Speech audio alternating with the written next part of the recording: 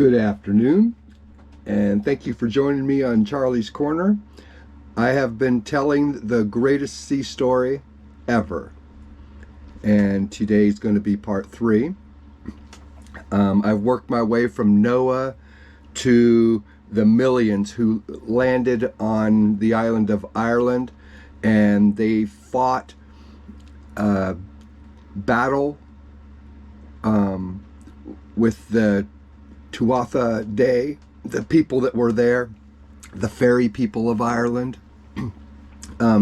There was Mil Espana and his 4 sons. The 4 sons were Eber Fin, Araman, Ir, and Amerigan. And all the kings of Ireland, well, first they ended up coming to a agreement with the fairy people, the Tuatha Dé. And the fairy people had to go underground into these mounds that you see all over Ireland. Today you can go to Ireland and there's all these mounds dotted in the landscape everywhere on the island. And these are where supposedly the Tuatha Dé, or the fairy people, went into. And so all the kings of Ireland have descended from 3 of the 4 brothers. There was Eberfin, Araman, and Ir. All the kings of Ireland have descended from one of those 3 brothers. If you before I get started on that, you have to realize the amount of time between Noah and Fergus More. Fergus More is going to be the guy who founded Scotland in about 500 AD. There's a tremendous amount of time between these 2 people that we've covered on so far in this tale. The amount of time between Noah and Fergus More is the same amount of time as the time between me and the height of the city of Carthage. Let me show you where Carthage is. I actually have been to Carthage. When I was in the Navy, I went to the ruins of Carthage, and it was at its height around 400 BC. And let me show you where that's at. All right, we've got Spain right here, Italy, Sicily, and here's Greece. Right here in this country of Tunisia, right at this dot at Tunis, there used to be an ancient city called Carthage right there. All right, and let me give you an ancient view. This was a modern view so you can get an idea today where Carthage is. It's on the coast of Tunisia on North Africa. And let me show you the ancient one, the ancient map. Okay, this is the ancient map of the same area, and this is about 400 BC at the height of the Carthage Empire, the Carthaginian Empire that was founded by the Phoenicians. And right there is Carthage, and all the gray area is the area that they had control of, including most of Sicily here, you see. Now see the red area? That is the Roman Empire, and that's all the big that the Roman Empire was at this time. All right, because this is about 200 years before Rome went to war with Carthage. And it was during and after this war. Some people say because of this war that the Roman Empire became so great when they fought this war and they won it conquered Carthage. So yeah, this is Carthage, and I've been there. Let me tell you the story about that. Daisy's wanting some loving. I have to take a break here and give her some loving. Look at her. Oh. She's my best buddy. Yes, you are. Oh, yes, you are. You're my best buddy in the whole world. Yes, you are. This is Daisy. Me and Daisy both live here. She absolutely adores me. And I adore her too. She's my best friend.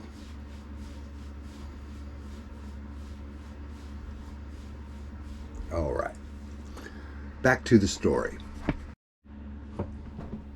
So, back in the 80s, I was stationed on a ship called the USS Stephen W. Groves. It was a guided missile fast frigate. Amaretto. Love that stuff. We pulled into Tunis, Tunisia when we were over there on one of our med cruises. And so I went to go visit the ruins of Carthage. And Carthage was a big trade center in its time, founded by the Phoenicians. It's about 800 BC to about 100 BC when the Romans sacked it, finally won the war, and destroyed most of it, and then rebuilt it after they conquered it. But I was in the ruins and walking around, doing the tourist thing, with some of my Navy buddies, and we go into this a bathhouse. It's like a Roman style bathhouse, back how they built back then, and there's all these little mosaic tiles about an inch by an inch laid out all on the floor, and they were like designs of naked ladies, okay, in these different colored mosaic tiles. It was beautiful. And the guys were actually making fun of the fact that they were naked ladies, but it was a bathhouse. And at the time, all I could think of was some guy like me was on his knees setting each one of these little tiles at some point in time, and just creating this mosaic of these tile naked ladies. And I thought he never would have imagined that 2,500 years later I would be standing there. A guy from across the ocean is standing on his work, admiring his work. And I wonder, what he thought when he was laying his tiles, and if he had a family, who he was. And there's just it's lost in time. There's no way to find out, but that's what I wondered. And years later, I've thought about this guy often too. Years later, I ended up, I had a construction business and doing remodelings, and I laid a lot of tile.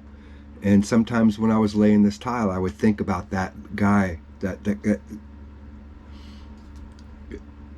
Carthaginian who laid those tiles 2,500 years ago, and here I am laying tile 2,500 years later. I don't know. It's just something to think about. And so yeah, I've actually been to Carthage, and when this city was at its height, before the Roman Empire was an empire. That's how much time has passed between Noah and Fergus Moore, who founded Scotland.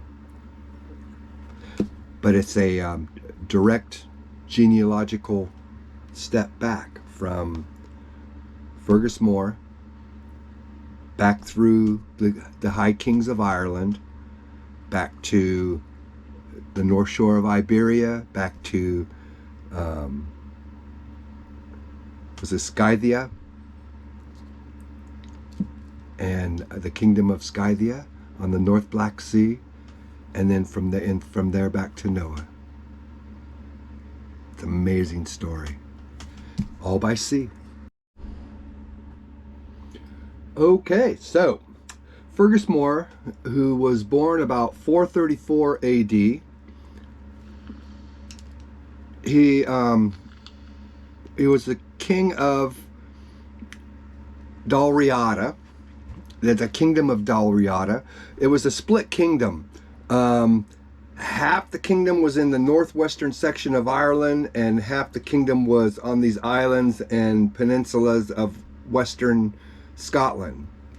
All right, and he became king in 498, and in 500 he moved the seat of his kingdom from Antrim, which is like right around Belfast, Ireland. He moved the seat of his kingdom over to the Kintyre Peninsula, and he's the guy credited with bringing the Gaelic language. They called themselves the Celts, all right, all the way back from when they're Ith and Mill, back on the northern coast of Iberia. They called themselves the Celts, and they were part of that Celtic empire of Gaul, and that actually stretched from Spain and France and Germany over into Czechoslovakia. It was huge. Over time, this empire became huge. They were fierce warriors, just fierce warriors. They descended from fierce warriors. The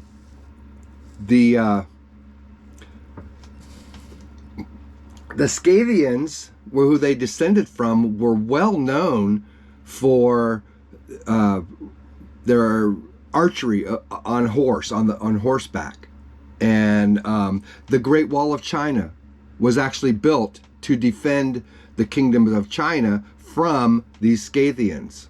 All right, they were so fierce, and so that bled down through the generations to the Celts, just fierce warriors, and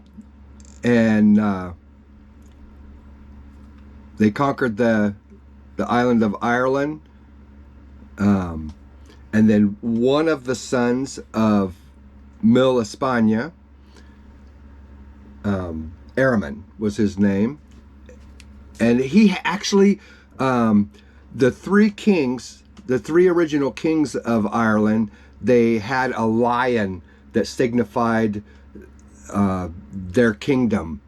All right, and let me show you those. So each of the three kings of Ireland had a lion that signified their kingdom. The kingdom of Ir, that descended from that son Ir, his was blue. Fionn was yellow, and then Harriman, which is the English. Harriman is an English derivative. It's how they pronounce it. It's actually Aramon. His was red. So those were the three kingdoms of Ireland. So Fergus More moved the seat of his kingdom from Antrim, the village over by Belfast, Northern Ireland, over to the Kintyre Peninsula in mid-Argyll, and was there. And he founded Scotland. And he brought with him the Gaelic language, and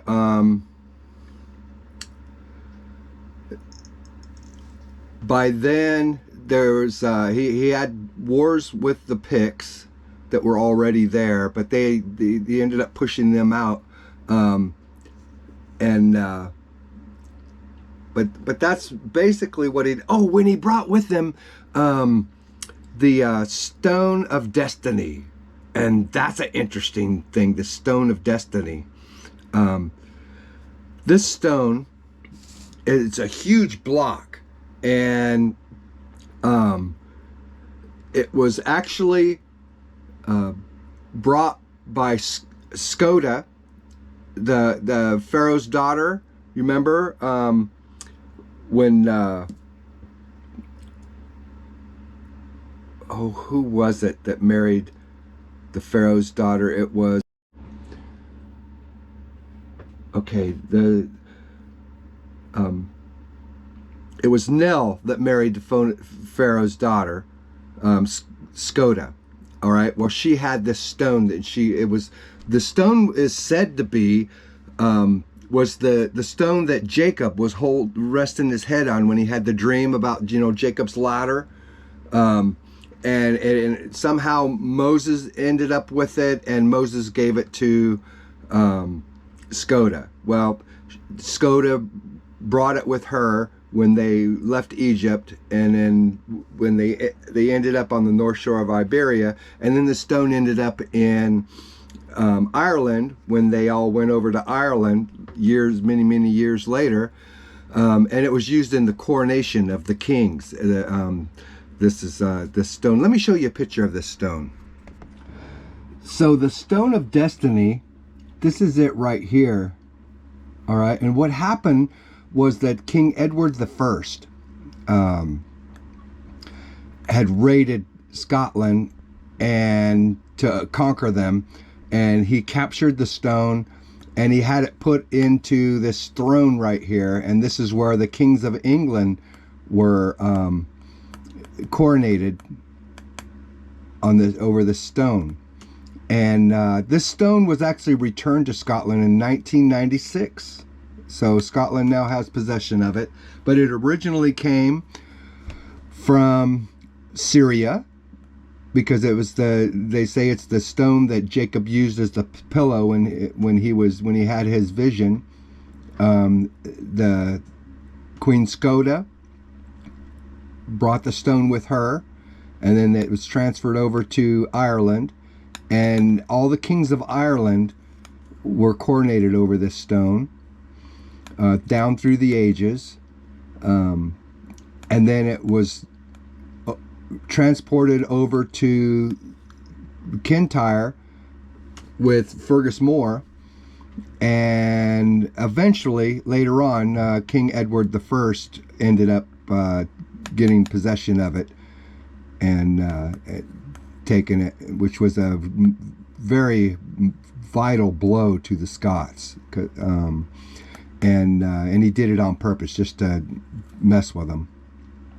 And but it was returned. England did return this to Scotland in 1996. So that's the Stone of Destiny. Okay, and Fergus More ended up dying in 501 AD. So yeah, now we've traveled an extensive amount of time. Like I said, the time between Noah and Fergus More is the same amount of time between the height of the civilization at Carthage, which is pre-Roman Empire. To me, it's an astounding amount of time. It's hard to conceive that. But join me next time, because we're going to pick up again at Somerled, King of the Isles in Scotland. Somerled. You have a great day, and I will see you then on Charlie's Corner.